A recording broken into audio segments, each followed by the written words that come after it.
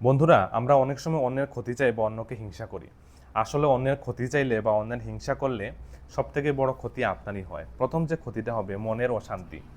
হিংসা বা অন্যের প্রতি দ্বেষ বা দ্বন্দ্ব রাখলে আপনার মনের মধ্যে একটা অশান্তি বিরাজ করবে।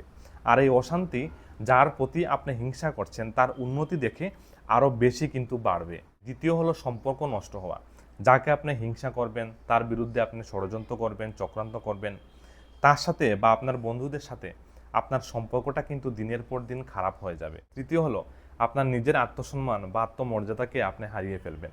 সবসময় নিজেকে অন্যের সাথে তুলনা করতে গিয়ে আপনি নিজের আত্মসম্মান, আত্মমর্যাদাটা আপনি কিন্তু হারিয়ে ফেলবেন। হবে চতুর্থ হলো নেতিবাচক চিন্তাধারা আপনার মনে জায়গা করে নেবে এবং আপনি সফল হতে পারবেন না। কারণ অন্যকে হিংসা করতেই আপনার সময় কেটে যাবে। সফলতার জন্য যে কাজ করার প্রয়োজন, সেই চিন্তাধারাটাই কিন্তু আপনার মস্তিষ্কে আসবে না।